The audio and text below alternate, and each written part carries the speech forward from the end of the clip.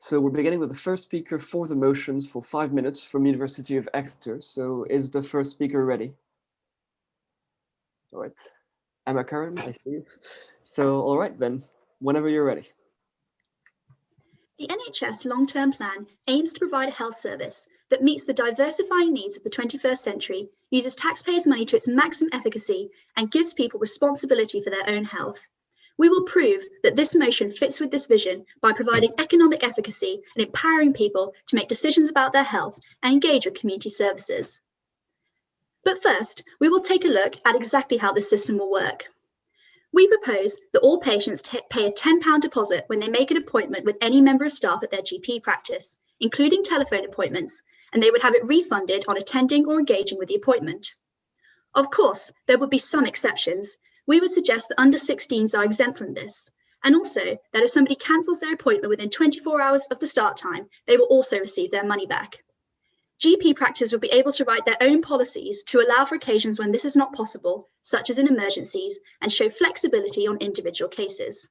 To highlight why the system is needed, let me paint you a picture of the NHS in the year 2018 to 19. This year, the target that 85% of cancer patients should start treatment within 2 months of an urgent GP referral was missed for the 5th year in a row. The number of hospital beds available for overnight stays decreased, even though demand increased, and 330,000 people waited on trolleys in A&E for somewhere to go. Also this year, the Parliamentary Health Service published a report that mental health patients were being let down by the NHS due to a lack of services and inappropriately trained staff. They cited concerning cases, such as a man who took his own life after being discharged from the community mental health team without a plan, and a lady with bipolar who had her newborn baby taken away from her unnecessarily and without any explanation. Distressing cases such as this are the direct result of an underfunded NHS that is struggling to meet demand across many specialties. The NHS was and still is on its knees. However, in that same time period, the NHS lost £216 million due to people not showing up to their GP appointments.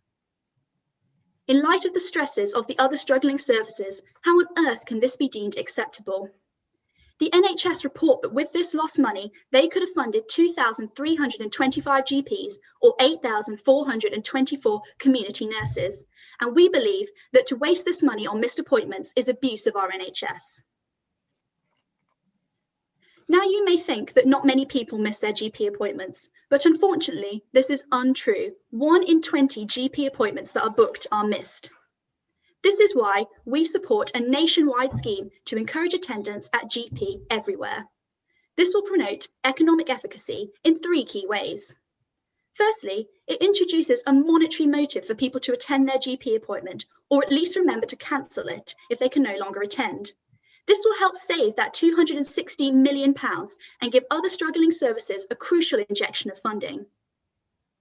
Secondly, even if people still do not attend, the £10 deposit will also circle back to the NHS to partially compensate for the missed appointment.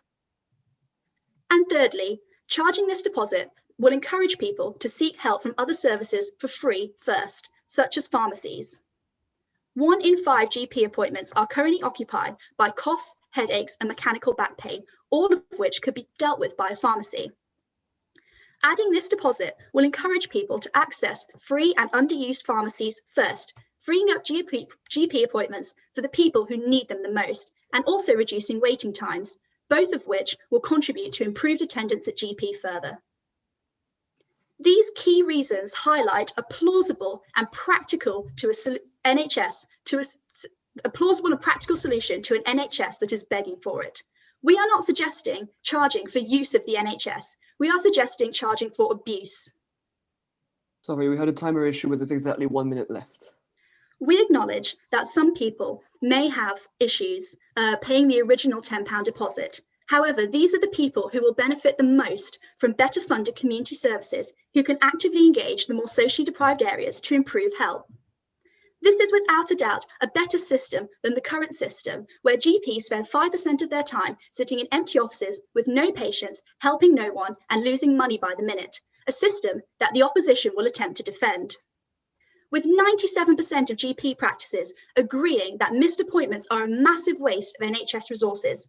How can we ethically not take any action to reduce this? Thank you. Thank you very much. We are now ready for an answer from the team against the motion. So we had a slight timer issue at the start where the timer bot left the debate, but it should all be working again now. So apologies for this. And so now, yes, the first speaker against the motion, whenever you're ready. Sure, okay. Primary care is the cornerstone of the National Health Service. It is an environment in which simple and cheap measures can be used to prevent the burden on secondary and tertiary care centres. The introduction of a monetary deposit for GP appointments would have a detrimental impact on this structure, as myself and my colleagues will explain, and it also defies the underlying principles on which the NHS was built, that healthcare should meet the needs of everyone, it should be free at the point of delivery, and it should be based on clinical need, not the ability to pay. It may be argued that the introduction of a refundable deposit allows for the better distribution of resources and appointments among those who need them. However, in order to consider the effectiveness of this scheme, we would firstly have to pilot it to test its effectiveness. Luckily for us, this has already been tried and failed by the German government and was scrapped in 2012 after costing £260 million a year to run and resulting in 120 hours of extra work. For the German healthcare system, not only was this ineffective, but it was also costly. Why would we want the same for our NHS? Agarwal proposed a theoretical study looking at two approaches to try and prevent missed appointments. Policy A saw the addition of the reasons for the consultation, the waiting time for the consultation, and the cost of the consultation added to the appointment confirmation letter which patients already received. It would also explicitly state the reasons for the attendance and that patients could cancel these appointments if necessary so that another patient could have their place. These patients were thought to be knights. They used their additional knowledge that they gained to make the right decisions and attend their appointments. Alongside these appointment letters, the use of telephone reminders and text messages have all been shown to reduce the rates of non-attendance by 30 to 40%. This incentive empowers patients and doesn't belittle them like monetary deposits do.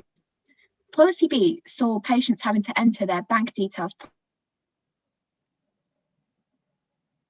prior to the appointment to make a monetary deposit, but in conclusion, this was deemed unreasonable and increased the administrative burden.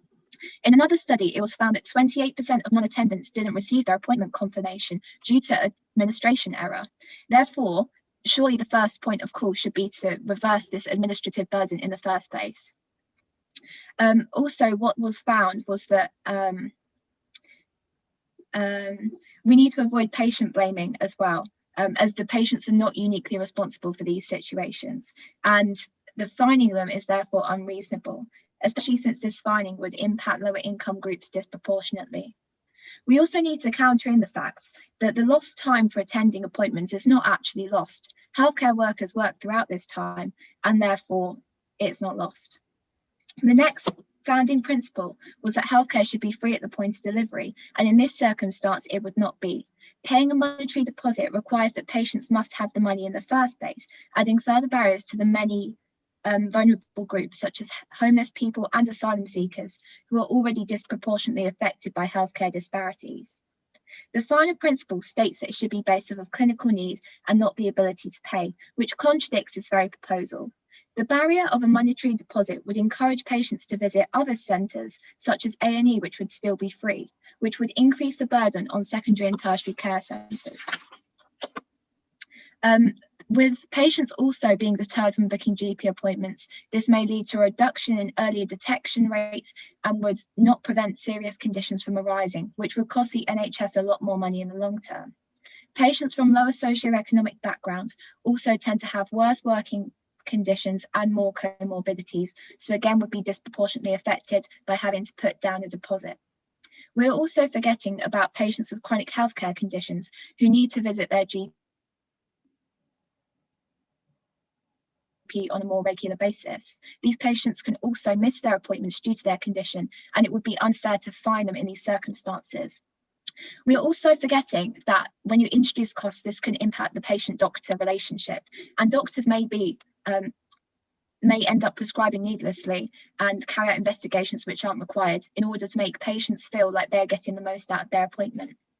In conclusion, the introduction of a monetary deposit for a GP appointment would have little to no benefit for patients, doctors, or the NHS.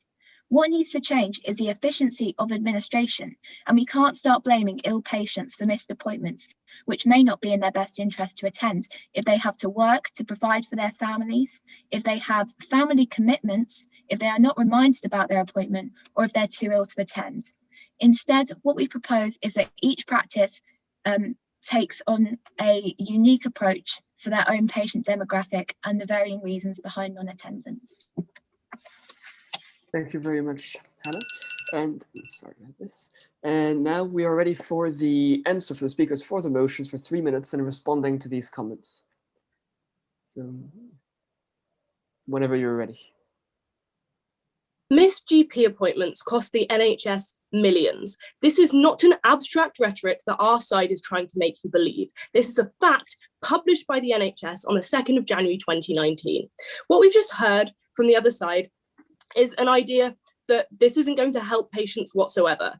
The other side is seriously trying to make you believe that the potential payment of over 8,000 plus community nurses would have absolutely no benefit on our healthcare system. Once again, this is not something we've come up with. This is values from the NHS themselves. Emma has explained to you how we reverse the catastrophic loss of millions of pounds. The reversal of this loss means that we can provide resources, staff, and funding towards an NHS system that needs it, towards good quality care. We understand an economic point of view seems a little bit lackluster in terms of supporting patients and that sort of thing. But we provide good quality care that makes a difference. The difference between happy patients and sick patients, the difference between a service that works and a service that doesn't, and the difference between life and death for some patients. Now I've outlined our case, I'm going to deconstruct all of the things we've heard from the other side. First of all, is a very serious accusation that our policy would no longer make the NHS free at the point of service. This is a complete lie, and here's why. You have two mutually exclusive groups of people who book GP appointments, people who turn up and people who don't. If people turn up, they receive a service. As soon as they turn up, they are reimbursed. And therefore, because they've been reimbursed, there is no net negative loss. And therefore, the service is free. If they don't turn up and don't receive a service, the free at point of service clause doesn't affect them because they haven't received a service. So clearly, the NHS is still free at the point of service, whether you turn up for the GP appointment or you don't. Secondly, we had the complete dismissal of our case because of a completely different country system demographic, right? We hear that because it hasn't worked in Germany, for some reason it's not going to work in the UK. Any single person who has any background in medicine knows this is not evidence-based medicine. If you want to test it in the UK, you test it in the UK in a place with the same demographics to see how it works in our NHS system. If you believe what the opposition just said, we should test it out in the UK. So thank you for defending our side. Finally, we hear this idea that lower income groups are somehow disadvantaged, or people with chronic health conditions are also disadvantaged. We would argue that these are the people who benefit most from the millions of pounds that we gain back. These people are already disadvantaged by a GP system that is increasingly inaccessible and tech-driven. So if you actually want something that's going to help them, you're going to give millions of pounds worth into, for example, community services that mean that they will actually get the treatment that they don't already get from the GP. If you want an improvement for people from lower income backgrounds and an improvement with people with chronic health conditions, you fund a different service that will genuinely help them. You offer absolutely no solutions and just outline the current problems in the NHS. If you want to solve these problems, you believe in our policy. Thank you. Thank you very much. Can I just double check quickly? Can you actually see the timer while you're speaking, or would you need a, okay, so you don't need a verbal reminder. Great, sorry, just making sure that everyone knows what's going on. And now we're ready for an answer. The final speaker for the motion in favor from Exeter, and a response and summary. So whenever you're ready. I think I'm from Brighton. But yeah, okay. I'm just gonna start. Yes, sorry about this. Go ahead. Okay, so the NHS was founded on three core principles: that it meets the needs of everyone, that it be free at the point of delivery, and that it be based on clinical need, not the ability to pay. Charging patients deposits would not be upholding these principles that we so desperately need to maintain. As the COVID-19 pandemic has shown us, years of chronic underfunding has pushed these fundamental values to breaking point, and we need to maintain them. Charging a deposit for a GP appointment is a financially driven motivation rather than an altruistic one, as the other side has argued. This would drastically change the doctor-patient relationship, and I argue that it would cause it to become commercialised and cause irreparable harm, as doctors would not be trusted in the same way that they were before. Furthermore, the UK is a signatory to the 1966 International Covenant on Economic, Social and Cultural Rights, which uphold the right to mental and physical health of all residents, regardless of their immigration status. The right to health is a fundamental part of our human rights and of our understanding of a life in dignity. However, charging deposits would inevitably be creating another barrier to primary healthcare for our most vulnerable populations. Immigrants, refugees and homeless people already find it difficult to access the NHS, but charging a deposit would not uphold the rights that they should have. We can already see the tragic consequences in the case of Dalton Massam, who died after being too scared to go to the hospital due to his immigration status. It is clear that charging deposits unequivocally benefits the wealthy. Only those with wealth could access the vital healthcare that they might need. And although the government has exemptions, there is no clear consensus on whether these are followed consistently or how many bills are sent for care that should have been free. How then can we be sure that exempt patients would not be charged even if it were refunded? And according to FOIs by an organisation called Docs Not Cops to all foundation trusts in England in 2015, a third of trusts actually spent more on staffing and administration costs of implementing certain charges than they actually recouped. Tudor Hart's inverse care law, set out in an article in The Lancet in 1971, states that the availability of good medical care tends to vary inversely with the needs of the population served. The author argued that the state must play a role in ensuring the health and well-being of those excluded by a range of larger social and market forces. Charging deposits would not be ensuring this. It would rather be opening the door and inviting in the chance for us to normalise the damaging relationship between care and money. Focusing on charging deposits for GP appointments is ultimately damaging precisely because it does not answer the question of why patients do not go to GP appointments. It is distracting from the more pressing questions of funding, workforce retention, education and training, and the changes to provision and commissioning that are needed to deliver consistently high quality care for all. Thank you. Thank you very much. And now we're ready for the final speaker from Exeter. So whenever you're ready. Thank you. So, ladies and gentlemen, what have we proved to you today? Firstly, we provided solid evidence to support what is an already very well-known fact, that the NHS is in a major financial struggle. As my teammates already mentioned, the £10 deposit policy that we're arguing for will enhance economic efficiency for the NHS, and it will do that in the following ways. Firstly, it will incentivize people to attend their appointments, to think twice about not showing up if not for a legitimate reason, and to cancel their appointments within an acceptable time period. Secondly, the deposit policy will potentially yield some funds for the NHS, all of which can be used to better some of the health services, such as community services, and essentially give back to the community and give back to the people. And thirdly, it will lift up some of the weight that has fallen upon our GP services, since the £10 deposit may encourage people to attend walk-in clinics or pharmacies for minor health problems, such as a headache, instead of rushing to their GP. And in this way, there will be more free GP appointments for people that need them the most.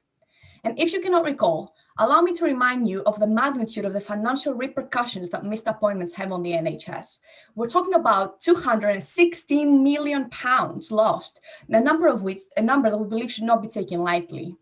What should also not be taken lightly is the fact that those missed appointments could have otherwise been utilized by people who truly need to go to their GP sooner than later, such as patients with chronic conditions. Minimizing missed appointments can mean preventing the worsening of diseases, preventing deaths, and overall just improving the health of people on a national level. Again, we're not suggesting to charge for the use of our healthcare system. We're suggesting to charge for the abuse of it. And we can all agree that the NHS is a national treasure, and we should all strive to protect it. And this is what the deposit policy that we're suggesting does, compared to the opposition side, which actually proposes nothing to improve the current system. This is the reason why you should vote in favor of this motion today. Thank you. Thank you very much. And now we're ready for the last speaker against the motion from Brighton. Very much. So in conclusion, we believe it is easy to see how a monetary deposit system is both economically ineffective and morally reprehensible. Logistically, we can see that its implementation would come with many economic costs of its own, contradicting the very issue it aims to resolve. Funding would have to be provided for the process of collecting and refunding deposits, and if we assume there are some reasonable reasons for missing appointments, a costly administrative system would have to be set up for people to appeal the decision not to be reimbursed. Ultimately, the opposition's economic arguments are very weak, and it is unclear whether the administrative costs that it raises would be less than any potential money saved from a reduction in missed appointments. As well as the economic issues raised, it is clear that the moral arguments against the deposit system massively outweigh the arguments for it. The NHS was founded on the principle of free healthcare at the point of use for all, no matter your background. It is a harsh reality that this policy would cause the greatest harm to the poorest and most vulnerable in our society. It would act as a deterrent for our poorest citizens who may not even be able to spare the £10 deposit suggested by the opposition. It will act as a barrier to those who don't use online banking, who are disproportionately older people. It will make healthcare access for migrants even more difficult by adding another form of administration to the process, and it will also sinisterly punish victims of domestic abuse who often struggle to book appointments without their abusers being aware and have totally legitimate reasons for missing appointments, which they will unlikely divulge with a receptionist. Regardless of economic issues, this policy would leave the NHS morally bankrupt when we consider the impacts it would have on those who need healthcare the most. With this in mind, we recognise that missed appointments are a real issue for the NHS. However, we proposed an alternative solution which utilises the path of patient education over punishment. We have already heard how one study has demonstrated educating patients on the consequences of missed appointments can significantly reduce the rate of non-attendance. Our priority in this must be patient welfare of the most vulnerable, and we propose an alternative solution which uses empowerment over punishment. Thank you. Thank you very much. And we're now going to open the floor for open discussion for questions from the floor. So obviously each teams aren't allowed to ask questions to the other team. So we'll ask people from the general audience to ask questions to either both teams or a team in specific. So we'll start the timer now. And if you have any questions, feel free to send them in the chat or just unmute yourself. So we have a first question here on, would the introduction of such a scheme also fail to properly value the role of a GP? A safe space where patients can and often do end up talking about topics beyond the original reason they made the appointment. For example, social problems, domestic abuse, safeguarding issues, and mental health problems.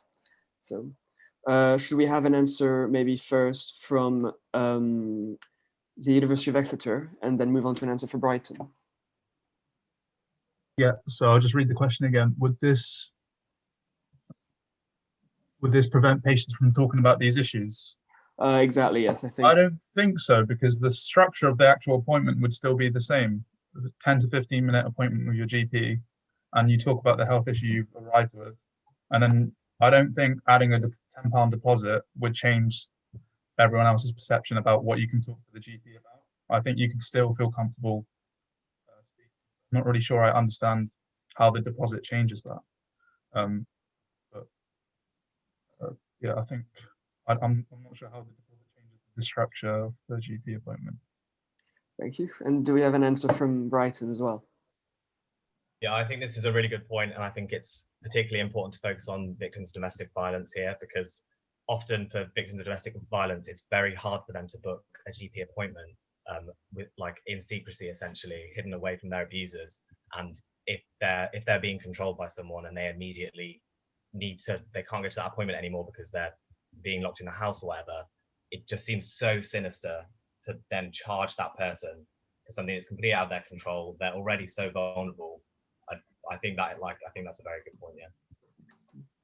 I think just to correct him, we wouldn't charge people who attend the appointment. If a woman comes with a domestic violence problem and she attended her appointment, that appointment would be free. So you wouldn't charge. Sorry, just to correct you. I see that. I just think there's a lot of occasions where victims of domestic violence can't attend because of the violence and the abuse they're experiencing. So they will be charged essentially they'll be punished for being victims of domestic abuse, essentially. Thank you all. We've got 2 more questions coming up, so we'll move on to a new one if that's all right. Why charge ahead of time rather than following a missed appointment in the interest of those who cannot pay upfront?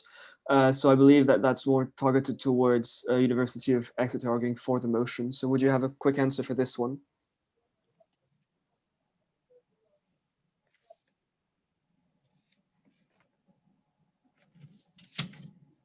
Is there, yes, Andy McClintock, I think you're from. Yeah, I think the easiest answer to this question is we do agree. Like, there is going to be a stakeholder group of people who won't be able to pay upfront, and we believe there are going to be these people who do have these financial issues. But the problem is the GP service already doesn't work for them. I outlined it in my speech, but the GP service, if you're talking about people who can't spare £10, the likelihood is the cost of traveling to the GP appointment, the cost of missing work, there are so many reasons why the GP system doesn't work for them. If you want a system that does work for them, you would go with our incentive of actually gaining money back to go into community services. And I think this exact same thing could be saying for domestic abuse survivors that we were talking about earlier. The GP system doesn't work for them. The opposition did a very good job of explaining to us why the GP system won't work for them. And we're offering an alternative system so that people are actually potentially disincentivized initially from going to GPs, but actually we have more funding in other services that would help them more. So I know that it doesn't always seem the most intuitive that we're not essentially completely pro GP, but actually in the long-term scheme of these people who are locked out of GP appointments for various different reasons, we don't believe this is going to be an extra added thing to people who are already struggling to get to GP appointments, and they should have alternatives available, and we offer the funding for that on our side. Thank you very much. Do we have a quick answer from Brighton to this before we move on? Yes, I think Francis made a good point actually. Obviously, we don't think that there should be any deposit made either before or after missing an appointment, but this would disproportionately affect the poor. In a government survey, it showed that around 21% of the population live below the poverty line, and therefore it would also increase the administrative burden. We have real issues with trying to do refunds, for example. If people have made a deposit, you need to pay the money back again. And there's also issues with regards to bursaries as well, because I know the other team said about, oh, there'd be exclusions, but how can you exclude 21% of the population? It would just not be applicable. You couldn't actually implement this policy. Thank you very much. We'll just extend a bit further from the 5 minutes so that we've got time to answer the two last questions on the chat. So the first question will be to both sides. As the data quoted so far has been mentioned for pre-COVID times, how do you think the COVID pandemic and how many GP practices have adapted to this impacts the argument for or against this deposit? So should we start with an argument for again? Do you have anyone? Yeah. I'll go. Go ahead. Yeah, so that's an interesting question because COVID has coincided with Brexit as well. And I'm not sure if people have heard about the recent story about the 50 or so GPs that have been moved into control by this American health company in London. And, you know, with Brexit and the fears of privatization, we need, the fact of the matter is the NHS is hemorrhaging money, or at least it isn't as efficient as it could be. And like what Andy said, this is a solution to try and prolong the life of the NHS, really, because it is under threat because of COVID, because of Brexit. This is, you know, a fear that people have. So, yeah, that would be my response to that. Hopefully I'll answer the question. Thank you very much. And do we have an answer from the other side? Hi, yeah, thank you. So I actually believe that COVID has kind of given us a reason to hold on to the fundamental values that the NHS has. You know, if you look at the talk that we had this morning by Paquita, talking about how, you know, COVID has affected the biomedical principles that we have, and you look at relational autonomy changing now, it's more of this thing where we're thinking about the community and how we all relate to each other, not just one of us. We are a community. So charging deposits is not going to be like helping that at all, because as my previous colleague said, that it's basically just going to be affecting disproportionately people who are poor, who are exempt, and who are vulnerable. And if I quote a figure, actually 43% of migrants didn't seek help for COVID-19 because they were worried about their immigration status. And I think that in itself is just a shocking figure, but also charging a deposit for a GP appointment is an added deterrent already, for them to access the healthcare that they need. So I think that's something to take into consideration. Very good, thank you. And now just quickly, the final points raised. It's a question directed to Exeter, but we can put both points together. So to Exeter, how can you justify increasing barriers to care, making patients with poor medical understanding and poor cash flow more deprived from healthcare?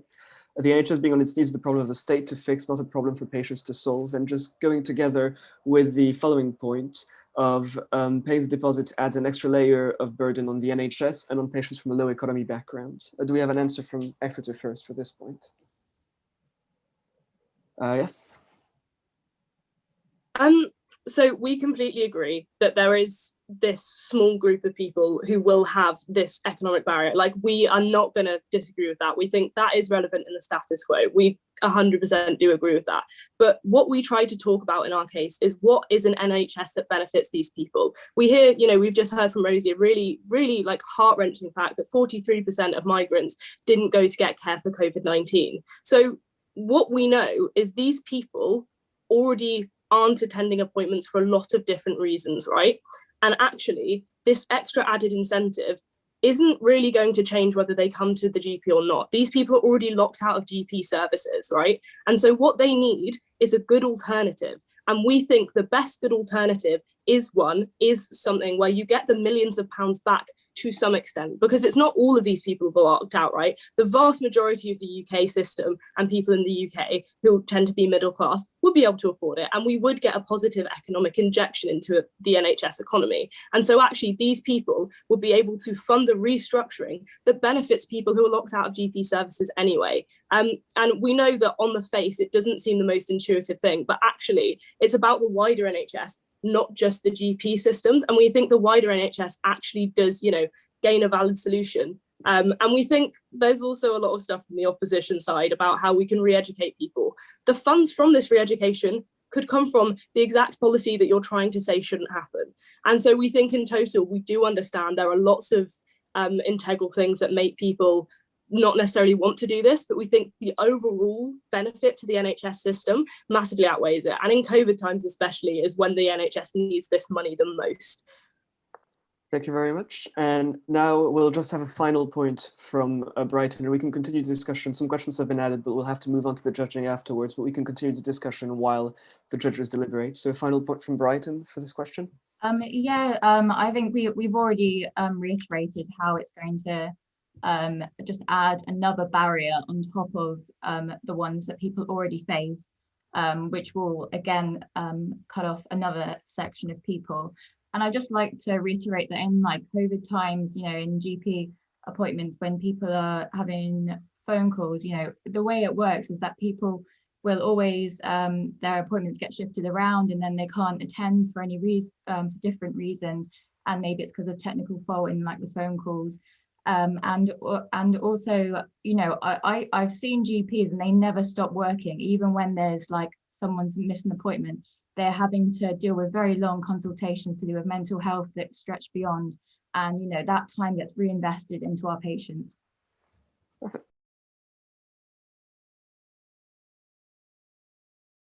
So first, we're going to have Freya Rose from the University of Sheffield, and the title of her presentation is Considering Oneself Within the Ethical Minefield, an Autoethnography of Student Volunteering During COVID-19.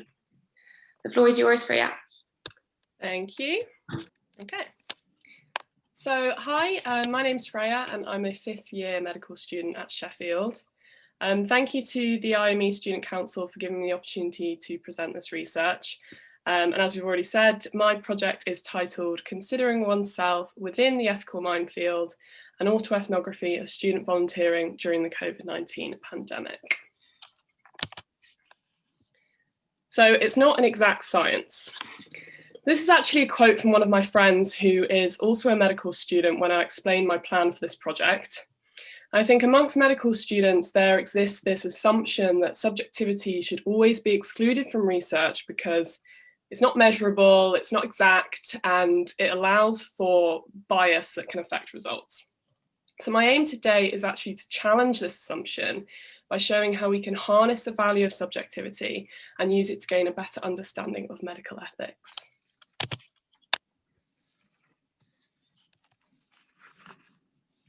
So I'm going to start off with a bit of background. Oh, missed a slide, sorry. I'll start off with a bit of background about how I got involved with volunteering and why I chose to use autoethnography. Then I'm going to take you through the research process and the principles behind the methodology. And then I'm going to reflect on some of the discussion points from my write-up and what this has taught me about the ethical challenges of volunteering during a pandemic. And finally, I'm going to talk about the implications for medical education and make some recommendations for the future. So last year I intercalated in humanities, philosophy and law at Imperial. And I was living in South London when the first lockdown was announced, and I joined a Facebook group called Helping Hands, which we heard Lucia and Leah talk about earlier this morning. And on the 20th of March, I responded to a post from a GP asking for student volunteers. So the next day, myself and a few of my housemates went to the practice to offer our help. So the practice had a large homeless population. So the plan was to identify anyone who was sofa surfing or living on the streets and offer them accommodation in hotels. And this picture is actually of one of my housemates, Jacob, in one of the hotel rooms. So our job as volunteers was to help people settle in, screen for symptoms of COVID-19, and give advice on social distancing. So on the whole, I found this experience very thought-provoking. I think like a lot of students at the time, there weren't any clear guidelines as to what we should be doing.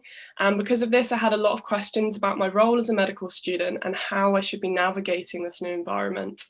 So I was also in the early phases of planning for my dissertation.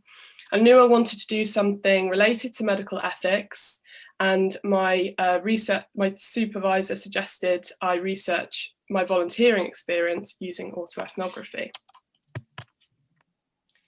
So autoethnography is a research methodology centered on subjective experience.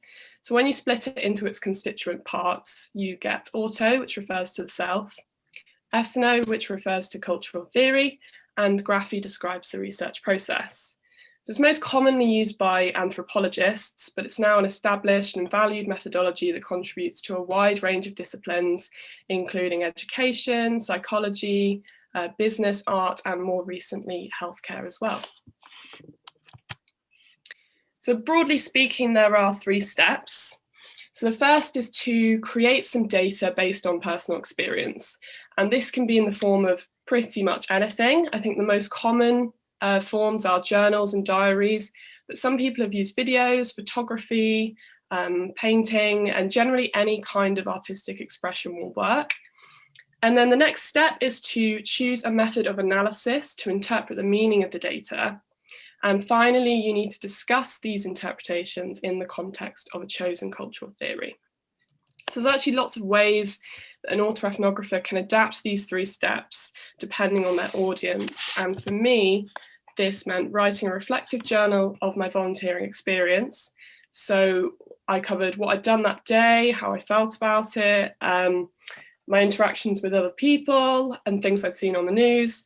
And this was basically just the standard reflective writing that we're encouraged to do at medical school. And for the analysis, I chose to use a thematic approach. I didn't have any experience with qualitative research at that time, so it took a while to develop that skill, and I also had an external academic analyse my data as well to increase the validity of my interpretations. So lastly, I explored these themes in the context of professional identity. I had 2 aims. The first was to explore some of the ethical challenges surrounding professional identity of medical students during the pandemic. And the second was to understand how autoethnography can be used to facilitate the teaching of medical ethics. So to do this, I spent a fair amount of time researching the current literature on professional identity. It's a relatively new concept within medical education, but generally it's defined as the values, actions, and aspirations one develops as a healthcare professional. It's the kind of content that we learn as part of our professionalism teaching, but also it's mostly taught via a hidden curriculum, which is the things that you learn on placement when you see patients and learning about how to dress, etc. There are two key theories that are used to explain the development of professional identity. The first one is socialization, which is a gradual process that happens over time in relation to social norms and the people around you. The other is transformation, which is based on sudden realizations that result in transformative changes in the way that you view yourself as a professional. So after analysing my written reflections, I identified 5 key themes, which are shown in the pink arrows. And these themes informed the development of professional identity via socialization and transformation. So because autoethnography is grounded in reflective practice, the objective is more about what you take from the discussion as opposed to the kind of reductive philosophical questions we often come across in medical ethics. So I'm not asking, is it ethical to do this? I'm asking, are there any ethical challenges here? And if so, what is the context and how did I manage it? So one of the 5 themes was about heroic role models and competency. So throughout the pandemic, I think hero rhetoric has been all over the media, and a very brief Google search is all you need to do to find narratives of students stepping up all over the country. And it's well recognised that role modelling is a key factor in the development of professional identity. So it's important to consider how a student might choose a role model.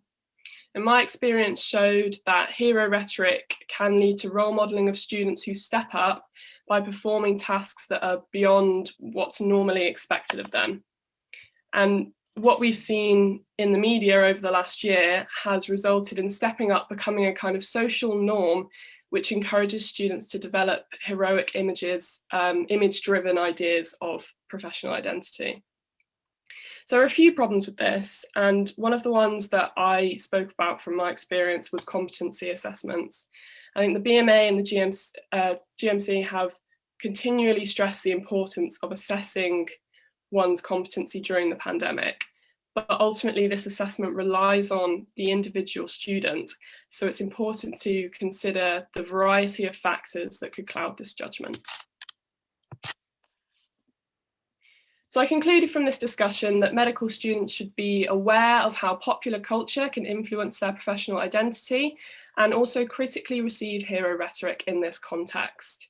Other themes I explored were moral duty, ability to volunteer, attitudes towards regulation, and transformative changes in the volunteering environment. So my second aim was to look at how autoethnography can be used in medical education, particularly in the teaching of medical ethics. And for me, autoethnography represents the kind of advanced learning process that you get in the clinical years of med school. So for example, if we take something like heart failure, in the first year you learn about the anatomy and the physiology of the heart, and in the second year you might learn more about the pathological processes.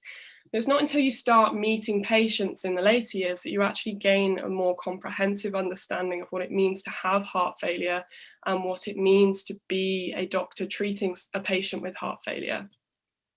I think autoethnography uses this explanation in the same way to transform the teaching that we have on medical ethics, such as the 4 principles, into something that is practical, personal, and provides a better understanding of what it means to be an ethical doctor.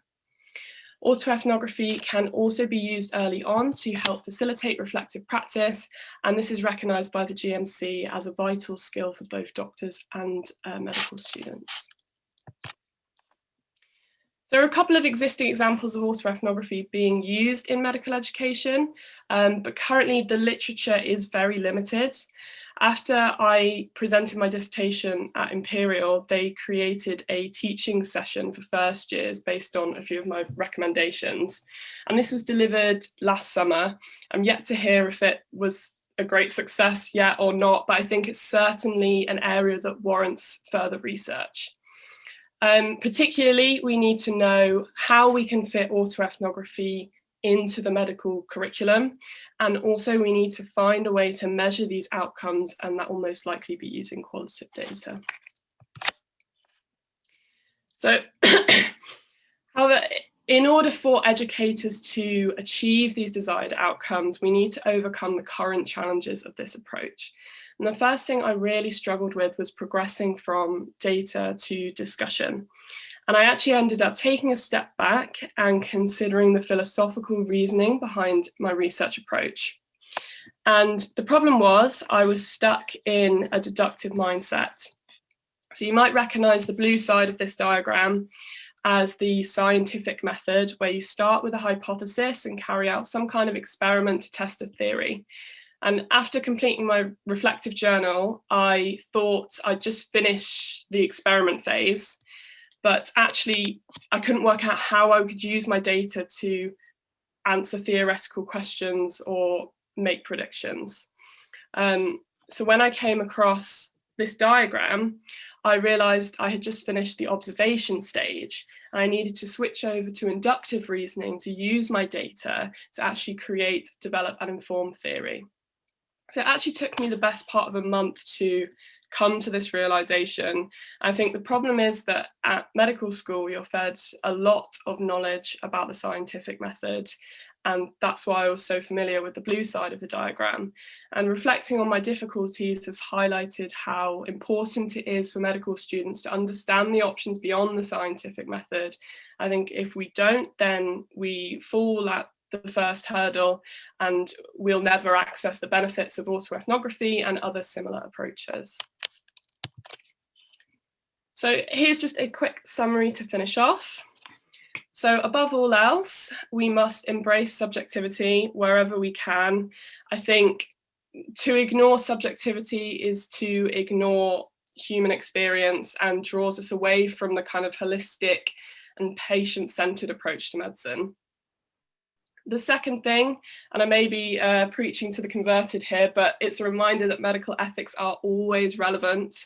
The best way that we can demonstrate this is by sharing our experiences, and I think the IME have supported this today in inviting the speakers we've had so far and holding the workshops later on. And finally, we need to start questioning areas where we exclusively rely on deductive ways of thinking. And humanities teaching, including medical ethics, can help us do this. So the take-home message is, yes, we can talk about the ethical implications of various aspects of the pandemic, probably endlessly. And but in order to become ethical doctors, we must find a way to harness the power of reflection and to see ourselves within the ethical minefield. And I hope I've shown today that your subjectivity is valuable, and particularly the students amongst you will be inspired to seek out reflective opportunities in the future. So thank you for listening. And are there any questions? Thank you, Freya. So we have one question that just came. Yep. And so it is, they wonder if there is necessarily such a tension between humanistic approaches and the scientific method. Could this fit into a paradigm with the scientific method has extended to the other subjective forms of data? Okay, I wonder if there's necessarily a tension between humanistic approaches and scientific method. So I think, to me, this question is more that there's two things. One thing is the kind of attitude problem that we have, I think, amongst medical students, where we're just obsessed with the scientific method and we want hard evidence that we can test. And I think that attitude problem is something that we should work to overcome, and then subjective forms of data suddenly have more value in how we can use them to answer questions or create new questions. I think the other thing as well is and it's difficult because although I've done a year, I did my BSc in Humanities, Philosophy and Law, it's very hard to get a proper understanding of philosophy. It's a very challenging subject, and I don't think you really grasp the kind of language of it truly, especially not in 1 year. And I think that question would be best answered by a philosopher, because it's to do with the philosophy of science. And I wouldn't like to start using all of these difficult words and then, not get it quite right. But I definitely think the attitude change amongst medical students would be great in starting to look at subjective forms of data as something that's really valuable. Thank you. We also have another question. How can we integrate autoethnography and subjectivity into everyday clinical practice? Yeah, so this is a good question. So I think this is something that, again, needs more research, which is why I highlighted it in my presentation.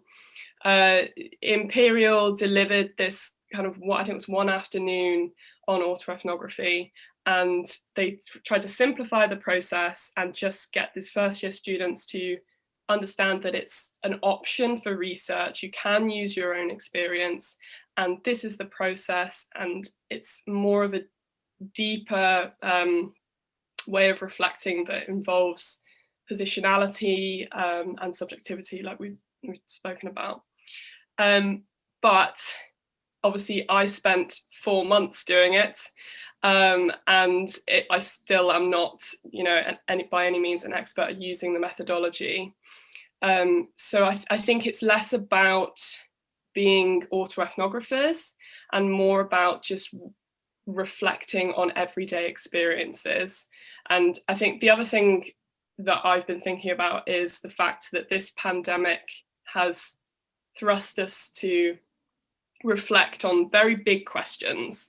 And you don't have to have a really profound experience to be able to reflect on it. I think we need to be encouraged more often in everyday clinical practice to reflect on small experiences, because there's probably a lot more in that than we realize, especially as medical students when you're perhaps in a safer environment.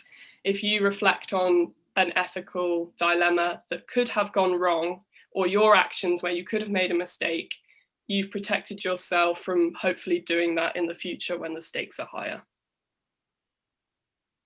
Yeah, that's very true. Thank you, Freya. We're now going to move to the next speaker. I think there's no more question. Yeah. Oh, there's actually one last question. I will just read it out before so I don't miss any. Sorry. How would you respond to the ethical concern with this method? So does that mean once you've identified the ethical dilemmas, how do you come up with an answer? Is that what the question's asking? Or is it, what are the ethical issues with the method? I'm not sure. Matthew, do you want to? I could answer both if that's in terms of the ethical issues with participants. Okay, so do you mean like getting ethics for the research process? That is definitely something that was, it took a long time. So I actually did get ethical approval from Imperial to do the research through their standard kind of ethical procedure board. And it's difficult because you're researching yourself. So you kind of are giving consent to be part of the research by actually doing it, but you're also talking about your relationships with other people. And so that's where relational ethics comes in. And that's a big part of autoethnography, and there's a lot of literature on that. And I spent quite a long time reading that literature and making sure that I got it right. You can do things like making everyone anonymous, any other participants that are anonymous. That's the kind of standard ethical things you can do to get approval, but also actually just speaking to the other people that are in your story and letting them know that that's what you're doing. And quite a lot of the time you will get more reflection out of that when you open up that discussion. So the ethical issues with the method are very useful as well. Okay, thank you very much, Freya. And that's it for the question now. We will move on to the next speaker. So we will have Robert Jones from Swansea University. Hi. The title of your presentation is it morally acceptable to not allow the next of kin as a DNA CPR patient to visit prior to high-risk surgery during a pandemic? And the floor is yours to have 15 minutes. Brilliant. I'm just going to share my screen with you guys. So can everyone see that first of all? Brilliant. Okay, so good afternoon, everyone. My name is Robert Jones. I'm a second-year graduate medical student at Swansea University. Good afternoon. How can I help? Apparently my Siri wants to get involved in this as well. I'm a second-year graduate medical student at Swansea University, and I'm here today to talk to you about my project. So, is it morally acceptable to not allow the next of kin of a DNA CPR patient to visit prior to a high-risk surgery during a pandemic? So, firstly, why did I come across this topic? So, in November and December 2020 last year, I was on a general medicine placement in Glanwley Hospital in Carmarthen in West Wales. I was initially meant to be doing diabetes and endocrine, but because of COVID, the ward was closed. I was then moved to another general medicine ward, which was also closed because of COVID. Then I was placed on this ward, which was meant to be COVID-free, but actually ended up having around 75% of patients with COVID. So it was actually categorized as a COVID ward. So during my time there, I interacted and cared for many patients and got to know quite a lot about them and got to know their history and their stories and the ethical challenges they were facing. However, one patient's story and situation really stood out with me and really made me question the morality of the situation and how he had got in that position. So this is the gentleman. An 83-year-old gentleman. He was fully compos mentis. He had full capacity to make his own decisions. He was a very religious man and was the organist at the local chapel. He'd been married to his wife for the last 60 years and had a very tight-knit family and was a very sociable man. He had been treated at home with antibiotics for an infection in his leg. Sadly, the antibiotics didn't do anything, and he was admitted to hospital with a gangrene infection of his right foot and septic arthritis in his left shoulder. Due to the hospital being at full capacity, he was placed on our COVID ward, which was the only bed available in the hospital. And he was sent in an isolation room because he was COVID negative on a COVID positive ward. He was reviewed by the surgical team and the medical team, and they determined that the only solution and medical treatment available to prolong this patient's life was to have the amputation of his leg. The surgical team deemed this operation to be very high risk, and consequently a DNA CPR was requested by the medical team based on the patient's frailty, his age at 83 years old, and the high risk of complications that this surgery threw up. So the medical team made the decision that this patient needed a below-the-knee amputation. Then this is what happened to the patient. So logistically, there were many challenges for this patient. Currently, the rules stated that no visitors were allowed in the hospital. He was also isolated on the ward because of COVID, meant he had to be shielded in a separated room. And the high workload of the contact team meant that they were only able to get him 30 minutes of FaceTime with his family per day. So when the medical team made the decision that he had to have an operation to have his leg amputated, the surgical registrar came to get consent from the patient and also to discuss the DNA CPR. The patient was caught very much off guard by the situation and just agreed with everything. He was told the pros and cons, he did understand the procedure, and he did agree with what was happening. However, when the surgical registrar left, he was left on his own in his isolated room with no friends or family around to ponder his own mortality. He had never in his 83 years of life considered the end of his life, and he became very upset and distraught at the prospect of his life potentially coming to an end. If anything, he was more upset that he couldn't have his wife with him by his side to discuss the end of his life and what he wanted, what his choices were. Ultimately, he became very distraught and upset on the day of his surgery. And it got so bad, it got to a point where he couldn't hold a conversation with anyone because he was just so upset. Ultimately, his surgery took place in the afternoon, and thankfully it was successful, and he returned to the ward the same day. The patient's physical health improved after the surgery. The risk of the infection was minimized, but sadly, his mental health dramatically deteriorated and he became increasingly distressed and unhappy. He lost interest and refused to join in with his recovery program and physiotherapy, and his expected 3-week recovery time turned into a 6-week hospital stay with frequent visits from the mental health team. Ultimately, this was all due down to the fact that he wanted to discuss this ultimate life decision with his wife. So from this patient's story, the main impacts of COVID have been that he was unable to have visitors, including his wife, the high workload on the communication team to try and get around all the patients and try and get them access to electronic communication with their family. They just didn't have the time to visit this patient as much as he needed. Also, because of COVID, he was placed in a side room, so was kept apart from other patients.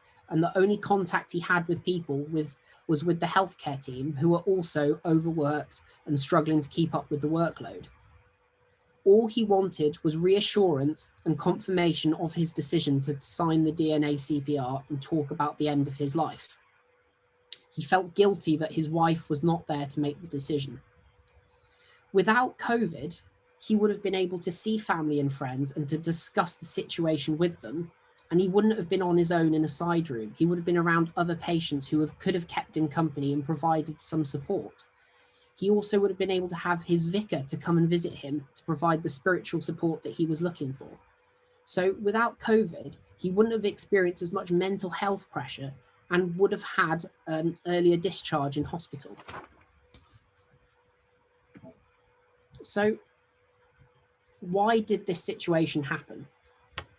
Well, in Wales in November 2020, there was very strict criteria for who was allowed to visit hospitals. Because this patient was in a COVID positive area, the rules that allowed visitors were assuming that he had COVID.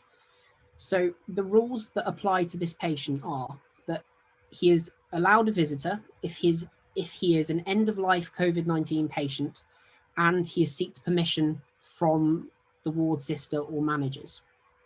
However, the hospital team also have the right to allow visitors in exceptional circumstances if the benefits to the patient outweigh the risks. So it's some very broad statements. So the first question that they thought of was, what are the boundaries of end of life? What does it actually mean? Well, in the literature, for example, Hewitt et al. Said that end of life means that they're receiving terminal care and are terminally ill. They have a life-limiting disease with irreversible decline and it's an expected survival in terms of months or less. Well, the Welsh government made no description of what it defined as being end of life. So a question that the medical team thought of was, well, this patient is at very high risk of death. He arrived with a gangrene infection, which if left untreated could have killed him, and needed an operation which could have killed him also. Does that mean he could fit the criteria to have been end of life and therefore would fit the Welsh government requirement that would allow him to have visitors in hospital? So that was the first question that arose. So should the patient have been allowed to have visitors? So first of all, we need to relate back to the original question, which was, is it morally acceptable that this decision took place? We need to know, what does it mean to be morally acceptable? Well, we need to comply with our own personal morals of right or wrong. So on the left there is what Bernard and Joshua Jurt said were their opinions of what morality and morals are. And to be morally acceptable, we have to comply with them. So we have to agree with the code of conduct that's been put forward by our society that we influence on ourselves and that we apply to specific situations. Of course, that means that different people will have different morals based on their beliefs, where they've been brought up, and numerous other factors. For this project, I've looked at the 4 pillars of medical ethics to kind of help break down the situation and understand the viewpoints of the different stakeholders involved. So the 4 pillars of ethics, we're going to look at the autonomy, so the patient's decision, what did he want to happen? We're going to look at the beneficence, which was, did they act in the benefit of others? Non-maleficence, did we refrain from actions that caused harm? And justice, were the decisions based on a clinical need and were they legal? So the stakeholders involved in this situation were the patient's family, other patients on the ward, the healthcare team, and the local community. So this table just shows you a brief example of the ethical principles and the key points that were highlighted as being of importance. So autonomy. The patient's choice was that he wanted to have his wife visit him in hospital. That was what he wanted. The beneficence of the situation. Well, to be doing good for the patient would be allow him to have visitors to come and see him. It would improve his mental health. It would reduce his recovery time and also reduce his risk of catching COVID in the hospital because he would have had less exposure to the virus in the hospital. However, due to COVID, it's also advisable that no one visits the hospital to prevent the spread of infection, not only to themselves, but also to the wider community that they interact with. Then this comes into the next section of non-maleficence. Well, allowing visitors puts them at risk and also the wider community. But by not allowing people also then negatively impacts the patient's well-being. It's kind of like a two-edged coin. You can't do anything right. There's always a risk and a benefit. But the justice of the situation is probably the one that's the most confusing because there is a clinical need to allow a visitor to come, but there's also a clinical need to not allow a visitor to come. So it was a really difficult discussion to have. And then when they consulted the laws that were in place, it was even harder because they were so ambiguous. There was no clear-cut guidelines that fitted the situation. Because the Welsh Government didn't give a clear definition, as I said before, of what does end of life mean.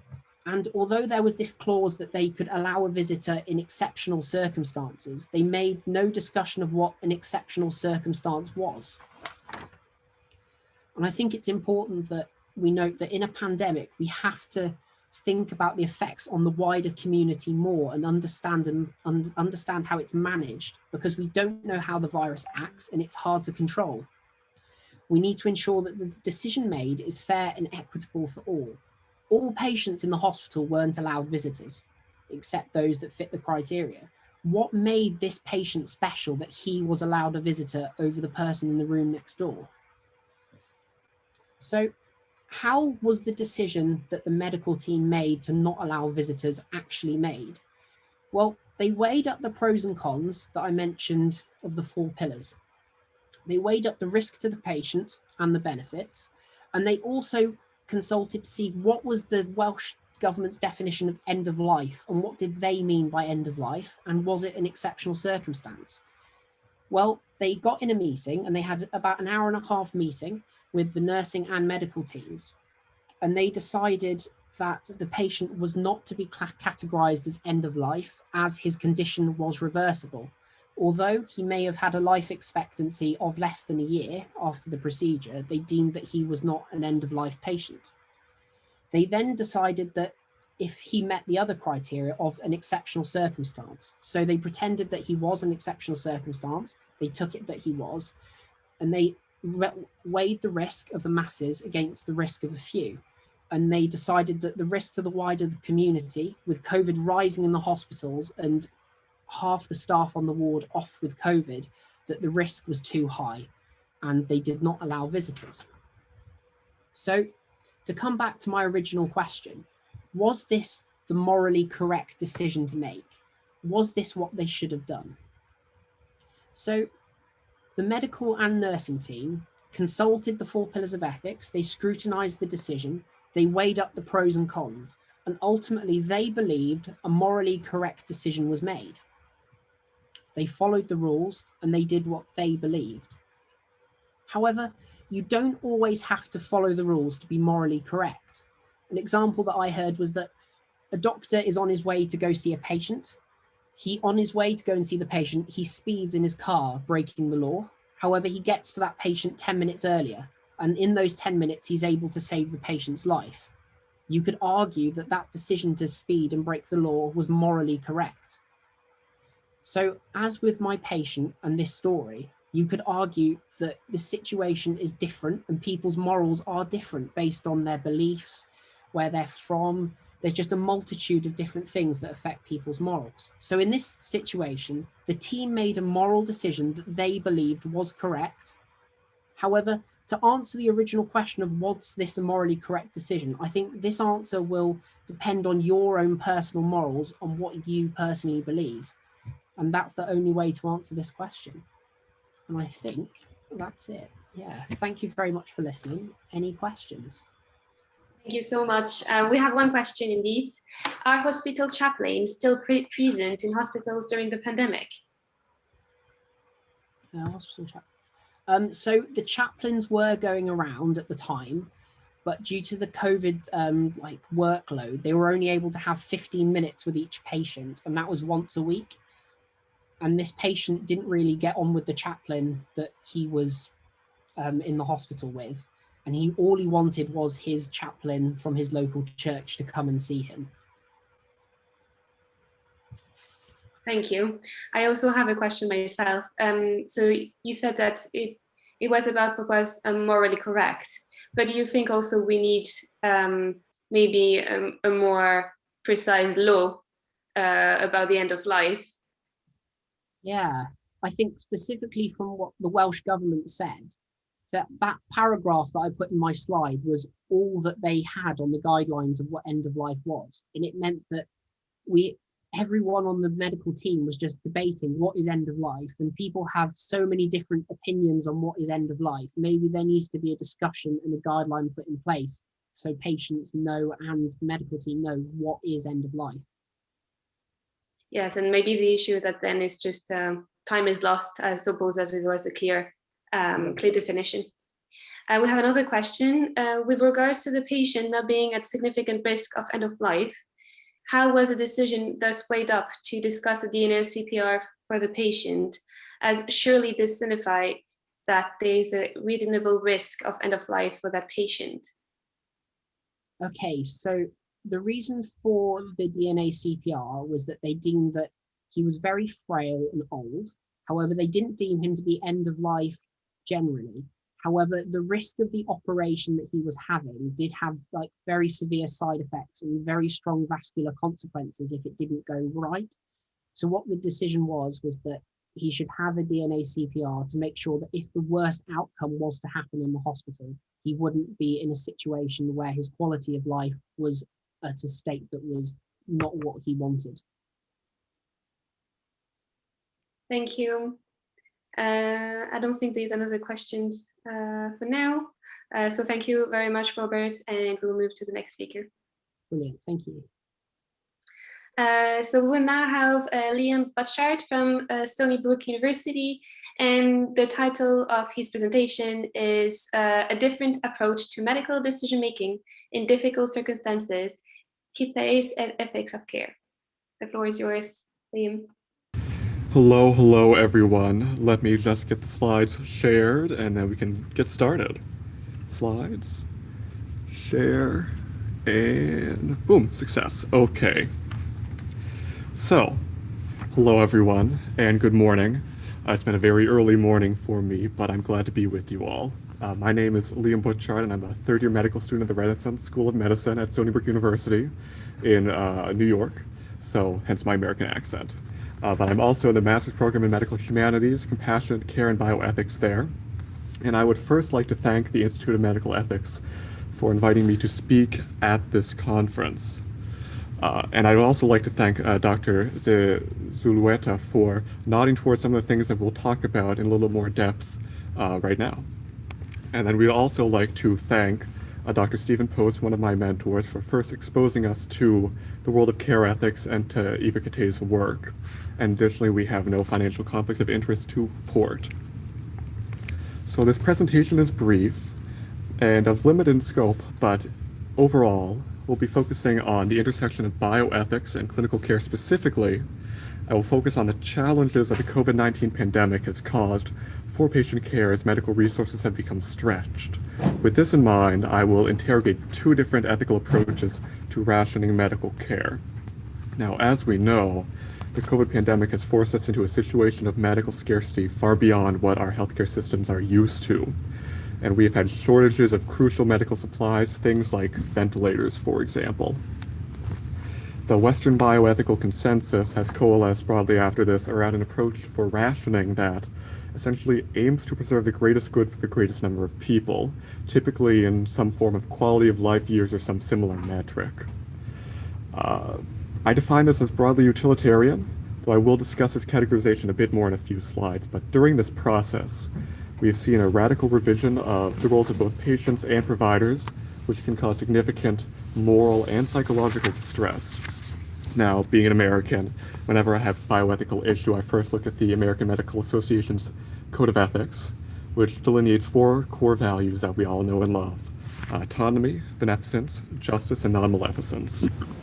And typically these values are absolute. However, with the evolution of the COVID bioethical consensus, we have seen an abridgment of what are ostensibly deontological values. This is then a significant theoretical and practical tension that we should aim to resolve through our discourse, like we're doing here. And the current utilitarian system, I argue, has some major flaws. It explicitly devalues autonomy, as illustrated by this quote from Julian Savulescu et al., that there are no egalitarians in a pandemic. The scale of challenge for health systems and public policy means that there is an ineluctable need to prioritize the needs of the many. While people may argue other things matter, like autonomy, everyone can agree that well-being matters, but that's a very much in tension with what the American Medical Association suggests. And then furthermore, the emphasis on using quote-unquote objective third parties as triage teams, as happens out here, rather than relying on the treating clinician, de-emphasizes the provider's autonomous role in care. And all of this contributes to a parallel epidemic at the same time of moral distress that has been seen during the time of COVID. And here is just a graph from a New England Journal of Medicine article on this topic, really very clearly showing that it is the utilitarian benefits that ought to receive the highest priority, at least within the general consensus. Now, the literature is fairly upfront that this weighing of people's likelihood of positive health outcomes is to some degree based in moral intuition rather than bottom-up theorizing.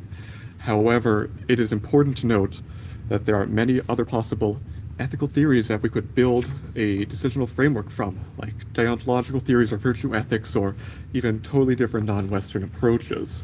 And Eva Katay's ethics of care is one of these alternatives. It is a feminist care ethic, deeply related, if not even functionally, a non-Aristotelian virtue ethic, but we'll discuss this more a little bit later.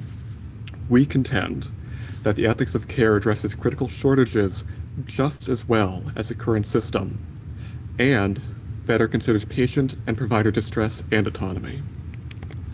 Now, methodologically, we first have to clarify what these theories are, and from there we can then compare and analyze our decision-making systems and how they impact autonomy and distress. So first we come to our utilitarian system. I will note that this is not necessarily utilitarian in the strictest J.S. Mill greatest happiness principle sense. However, this approach is about maximizing outcomes, where you maximize some metric that correlates to positive patient outcomes, even at the expense of other people. Thus, it's consequentialist, and in a lay sense, I'm aligning the two. Also, utilitarianism is easier for me to say. But what happens when a patient comes in needing care is that they are assessed and assigned scores based on various metrics, which are then fed into algorithms that suggest treatment plans.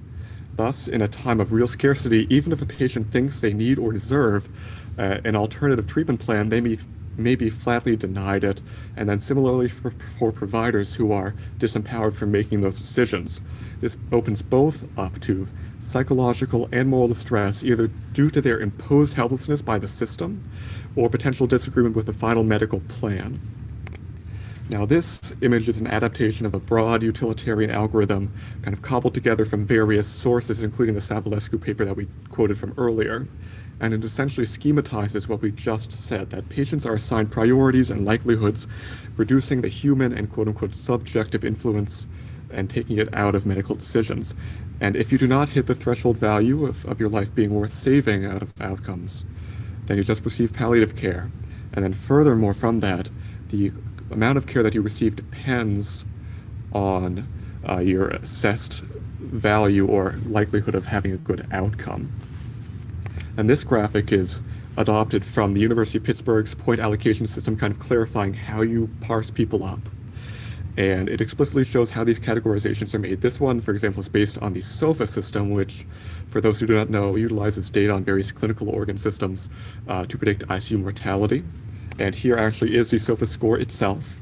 And what it really shows is that this utilitarian approach strips people down from humans and ends in and of themselves into their component biomechanical parts.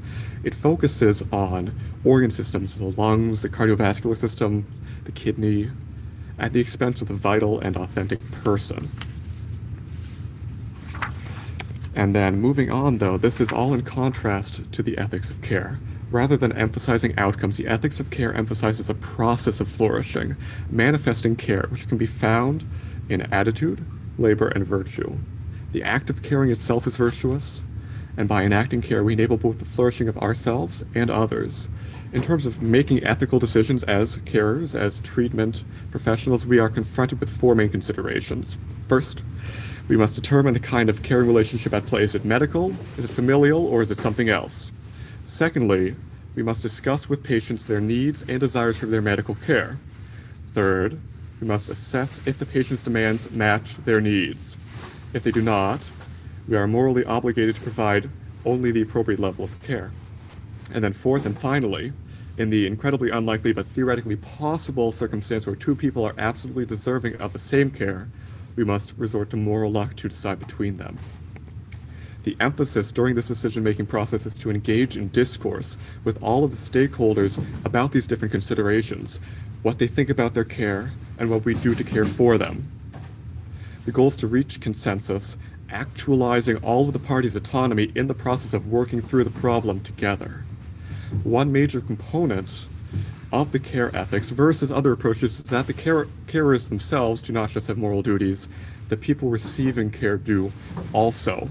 During the discourse of the treatment discourse, this must be adequately expressed, as it is not necessarily built into the moral intuitions, in our moral intuitions, by the universalist theories that are inculcated into us in our Western society, but it's a deeply important part of this ethical system. Now, to better illustrate what the ethics of care really involves, we have generated a graphical representation of selected caring relationships. And to Ivakite, who developed this, first, these relationships are gravitational. Certain caring relationships are closer and thus carry more moral import than others. Family are closer than friends, for example. Similarly, two people in orbit of each other, a caregiver and a patient, for example, have co-obligations to each other, but perhaps of different qualities, and this is from where patients' care obligations derive. Finally, we suggest that there is a self-care relationship that undergirds all of this. This is kind of like Martin Buber's I, it, or I, thou, but reflected back into the self. It is the I.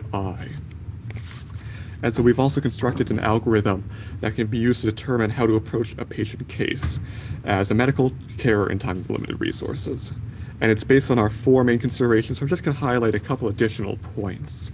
First, if a patient is a family member, it is incumbent upon the physician to refer to someone who may be able to care for them medically, because family bonds of care are supersede physician-patient relationships.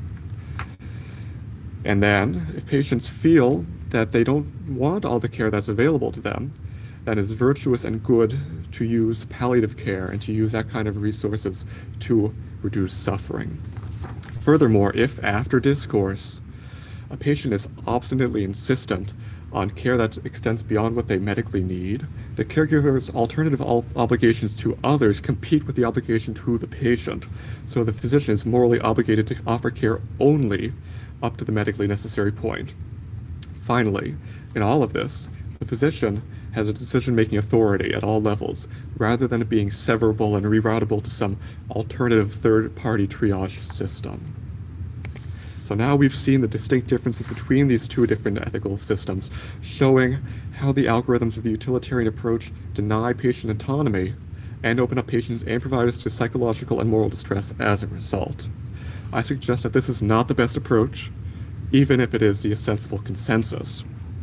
The ethics of care, on the other hand, focuses on cultivating caring relationships, the flourishing of others and selves, using discourse and the mutuality of relations, and moral luck if needed. And all of this then serves to treat patients better as their own autonomous people and reintegrate clinical decision-making with direct patient care, minimizing distress.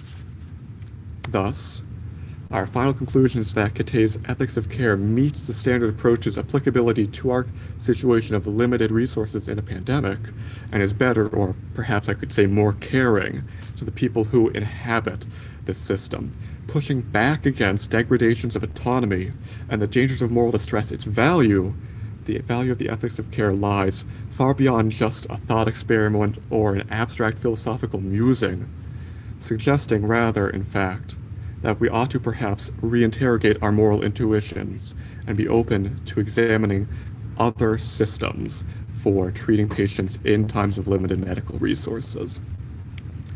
And then those are our references, and that's the end of the talk. Thank you, guys. Any questions? Thank you very much. We have one question. Do you think that we should look to the East for ethical guidance? Actually, I think so. I've done other work specifically about Taoism and COVID, and it's a very similar kind of non-utilitarian approach where you try and humanize the ethical kind of quandary and humanize the people inside of it, and kind of touch and tap into something beyond the algorithmic rules that are so rampant in the current system. Thank you. Any more questions before we move on?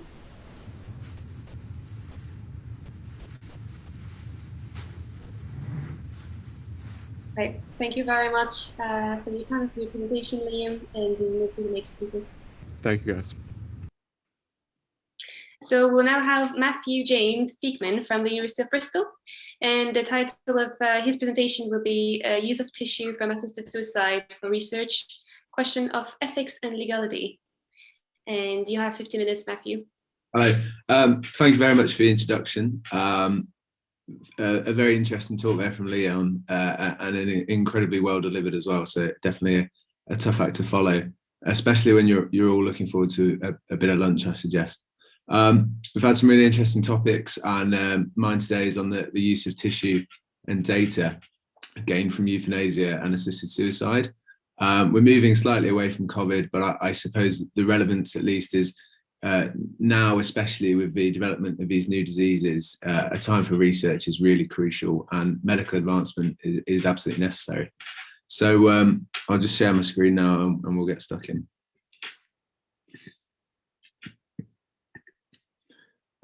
Just for the interests of connectivity, especially with the student Wi-Fi, I'm going to turn off my camera for the presentation and then come back for questions at the end. So thank you all. So yeah, as stated, we're going to talk about the ethics and legality of the tissue and the data gained from these practices. And my email's at the bottom there. If you have any questions, feel free to email me. There we go. So major developments in medicine have often been facilitated by research using donated tissue, from the earlier studies of human anatomy to more newer sort of sequencing patient genomes to identify causative mutations in inherited disease. Crucially, advances in knowledge rely on material that reflect the biology of the individual at the time of the donation. It follows, therefore, that the higher the quality of the material gathered, the greater its experimental value. And when it comes to sort of tissue, there are clear legal and ethical issues that arise when gathering it. If we move from the 19th century resurrectionists' implementation of acts such as the 2004 Human Tissue Act and the 2020 Max and Kira Bill have provided a much clearer legal framework. However, this presentation aims to highlight some of the issues that remain with regards to the use of tissue and data gained in this way. So we'll discuss these as we move forward. So euthanasia, I'm sure you all know, being clever, ethical members, derived from good death. There are a number of reasons why someone may opt to intentionally end their life, typically to relieve pain and suffering. There's a subtle distinction between euthanasia and the practice of assisted suicide, largely a proximity argument. So if we take, for instance, a lethal dose of barbiturates, in euthanasia, the doctor will actively inject the patient. However, in assisted suicide, the doctor will provide the patient with the dose, and it's up to the patient themselves if and when they choose to take it. Crucially, however, with relevance to the topic, both euthanasia and assisted suicide are illegal under English law. Assisted suicide is illegal under the Suicide Act of 1961, and euthanasia would be regarded as either manslaughter or murder, dependent on the circumstances. Now, within these are a number of subcategories. However, for this presentation, I'll use the term euthanasia to describe all cases where an individual has been aided to die with consent in a jurisdiction that is legal. So don't get too caught up on the minutiae of these terms. The exact definitions are not too relevant for the point I'm trying to make. So crucially, where is it legal? It's legal in nations such as Switzerland, Belgium, and even Canada, but it remains largely illegal and looked down upon in many others. In 2013, research findings from a survey that asked 74 countries their opinions on euthanasia. Overall, 65% of the respondents voted against the practice. However, where it is legal, the countries have seen a steady rise in euthanasia numbers for home residents. In the Netherlands, for example, the percentage of all deceased patients who requested euthanasia prior to their death rose from 5.2% in 2005 to 8.4% in 2015. Not only are we seeing a steady rise in requests, but these requests are more likely to be successful. Over the same time frame, the percentage of requests increased from 37% to 55% in those that were successful. So we're now at the stage where over half the requests are actually going through. Switzerland is also seeing a rise in the practice of suicide tourism. Again, the morality of the practice is sort of beyond the scope of this presentation, but what these studies and points aim to show is that there is now a large source of human tissue becoming readily available. And ultimately, the collection of this tissue is permissible, provided the individual has expressed consent. And I'd ask you to keep this thought in mind, as really consent is very crucial, and we'll come back to this later. So as the population ages, the incidence of chronic complex diseases with multi-morbidities is increasing, as I'm sure you all know. Neurodegenerative conditions such as Alzheimer's disease place a huge burden on healthcare services, and research to identify causes and preventative strategies and treatments are not only vital for the individual, but also for society as a greater. This kind of research, however, relies on high quality tissue collected as soon as possible after death. Now, there's a slight nuance for neurodegenerative disorders. There's an extra factor to consider. Access to post-mortem brains from patients with advanced dementia may be of limited value in identifying early pathology or pre-symptomatic markers. Hence, tissue or organs not affected by the cause of death collected from individuals are of huge value for research, but unfortunately are very scarce. So why is euthanasia tissue really premium tissue? So with relevance to my previous point, the most common causes of brain death are traumatic brain injury and stroke, and these account for about 90% of potential organ donors. And by mechanism of these deaths, this rules out sort of analysis of pre-diagnostic factors for neurodegenerative disease due to the destruction of the tissue, really. Similarly, research reports that those above the age of 75 will rarely request euthanasia. So this points to highlight that the tissue obtained would be from a younger demographic and so of more research value, specifically with relevance to determining pre-diagnostic factors and early symptom markers. The process itself, the group of drugs most commonly used are barbiturates, specifically Seco and pentobarbital. These drugs cause the activity of the brain and nervous system to slow down. And an interesting side fact, actually, the death of Marilyn Monroe in 1962 was ruled as a probable suicide due to an overdose of pentobarbital. Other than the obvious desired effect during euthanasia, the significant side effects of these drugs include hepatotoxicity, megaloblastic anemia, angioedema, laryngospasm and bronchospasm. However, if administered in a singular dose and under controlled conditions, the damaging effects of these drugs to the tissue can be reduced to almost negligible. So the tissue being collected is still of very high quality. The process also allows for a fully controlled and staffed environment, allowing for rapid tissue collection and crucially freezing.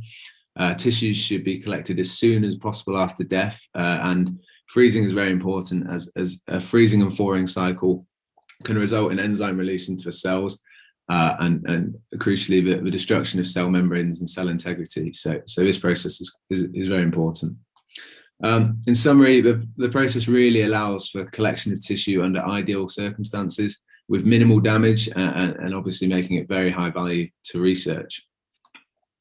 So we're going to talk now about sort of, is it moral to gain from something deemed immoral, as largely most people deem euthanasia to be currently.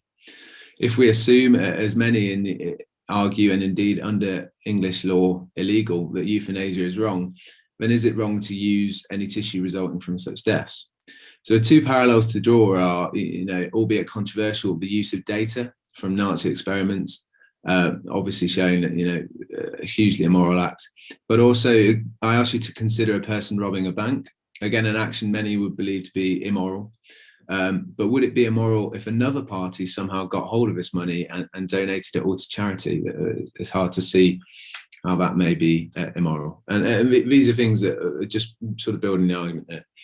So if you take a singular view of morality, then you would question the harm of the action. In the scenario of euthanasia, the person has consented to the use of their tissue, their pain and suffering has been alleviated, and now their tissue is being used for medical advancement, ultimately to save others, an action that could be argued as harmless.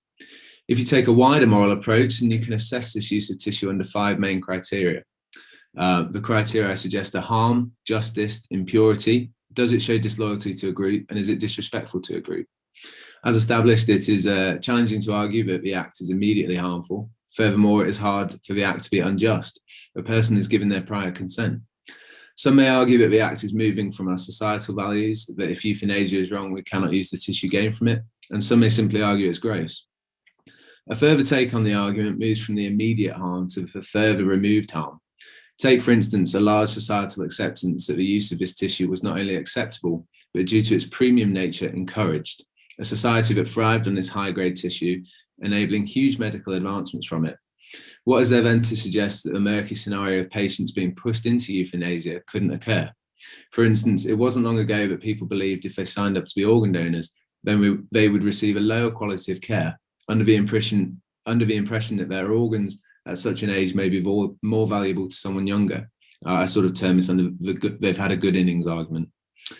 So the moral questions against the practice have been raised, but a final question is, a person has consented to the use of their organs, and this premium tissue is now readily available.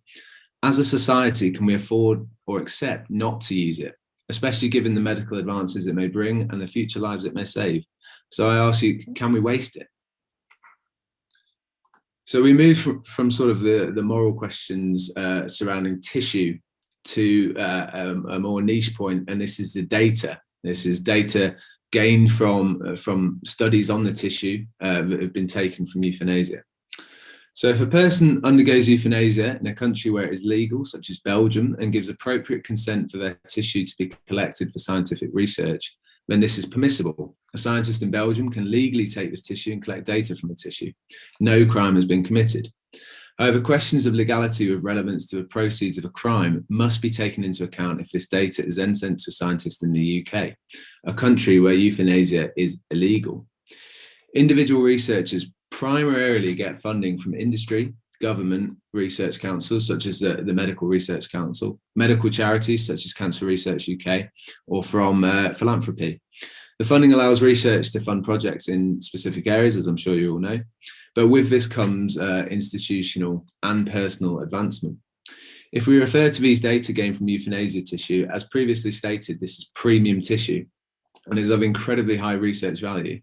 If a scientist were to use this, it is likely their findings would be of more value and more profound than a scientist using poorer quality samples. And this may lead in turn to high impact publications such as in Nature, the BMJ or the Lancet. Such high impact papers carry a lot of weight, even if you're not the first author. So hence it is very personally beneficial. But it also benefits the institution you're connected to. These publications will go into a research excellence framework, and the framework itself will only accept high impact papers, for sort of 3-star quality, really of international significance.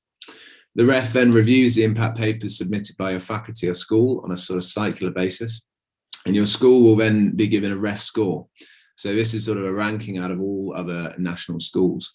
Now, your ranking placement is directly linked to the QR funding you'll receive. Your rank will determine the percentage of the available QR funding you are given. Now, this is important for 2 reasons. Not only is this beneficial in terms of money gained, but it draws in further industry funding, greater philanthropy, and financial donors. Similarly, your personal reputation goes up, meaning you're more likely to be given grants. Ultimately, this creates a virtuous cycle, all stemming from data gained from a practice that remains illegal in the country that is benefiting from it. Despite fair use arguments with relevance to accessing the data itself is also subject to falling under the proceeds of a crime. So this is something that it needs to be sort of drawn an awareness to.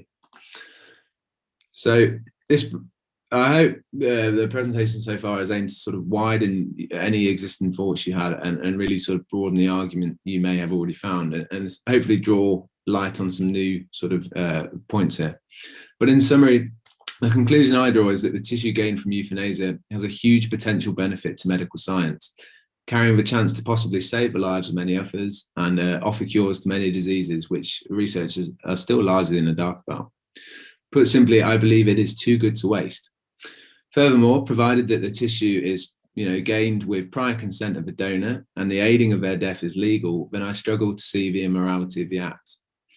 I also argue that if data and tissue obtained from euthanasia is to be used, then a fair use policy should be implemented, allowing the free sharing of data and tissue to all scientists. The primary function of this, crucially, is that it will increase the availability of said tissue and data to a wider number, thus in turn increasing the chance of further medical breakthroughs.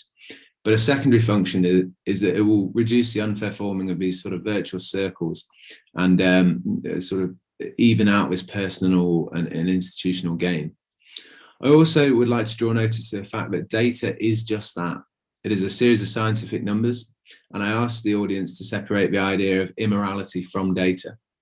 There are still clear and obvious questions related to a practice of euthanasia and whether this act is immoral or not. However, I fail to see how the data itself and the use of this data can be immoral. In summary, I believe you have to separate the act that produced the data from the raw data itself, especially when referring to questions of morality. To conclude, the availability and benefits that tissue and data gathered from euthanasia bring must not further steepen the slippery slope that many believe euthanasia is. Regulation is crucial to ensure that the use of material obtained is only a secondary function of euthanasia, and that the primary function of euthanasia is to relieve the pain and suffering of those in need. So the references are here. If you'd like them sent over, then that's absolutely fine. So thank you ever so much for listening, and feel free to ask any questions. I'll come back on camera now. I think luckily my internet held out all right there. Thank you, Matt. I was just wondering, in Belgium and in Switzerland, do you know who are collecting consent? So I believe the consent comes in the places that perform the euthanasia. So the researchers will contact the places that perform the euthanasia and say, we're looking for tissues of this sort of, we need this demographic, this history, this disease perhaps. And consent will be passed through this to the patient, and the patient will say, yeah, that's fine, you can use my tissues. Thank you. I was just wondering if it was a separate body. We have more questions. How would you respond to the worry that legalizing the use of tissue from assisted suicide for research would increase the pressure on certain patients to choose this path? Well, absolutely. And this is something I touched on at the end there. The primary function of euthanasia must only be to sort of relieve pain and suffering. And we really must take steps to prevent sort of pushing patients into this just for the medical advancement it may bring. I think with this, as with anything that comes in medicine, regulations needed, and much with the implementation of any new acts, it will be a sort of learning curve. Crucially, patients need to be protected from this, and I think in these sort of really good healthcare systems, there is a protection and still a large interest to serve the best interests of patients. So I think the idea of this would be rare, but obviously something to look out for. Thank you. And another question, why do you suggest that data is divorced from ethical content? Well, so this is quite a tricky one that I found hard to grasp, really. But when you have an action or a practice that produces results, okay, and whether the action of a practice itself, I agree, can certainly be moral or immoral. Take, for instance, the Nazi experiments I mentioned. Hugely immoral, I would argue, even not really scientific research and just a sadist act. But despite the obvious immorality of an action, the data that came from this, again, of probably limited research value due to the nature of the experiments, but the data itself, the numbers, the results, cannot be immoral. They are merely just results of an action. It is the action that's immoral, and the results are just that. Thank you. We have another question. Should there be explicit mention of where data comes from on papers, and perhaps a commemoration or reflective sentence at the start? I'm ever so sorry. You just cut out there on that question. Could you just repeat that one? Yeah, no problem. Should there be explicit mention of where data comes from on papers, or perhaps a commemoration reflective sentence at the start? Well, I think something like that couldn't hurt, and I think it would allow implementation more of this sort of fair use policy that I've had. If papers are clear that their data is coming from this sort of premium tissue, then ideas to share grant funding more freely and more fairly could be implemented. I don't think it's something that is necessarily required, but I don't think it's something that could hurt. And I think it would also further serve to highlight the sort of benefit of the use of this tissue, if anything. Thank you very much. I think that's it for the questions. So thank you very much Thank for you your ever so much. presentation.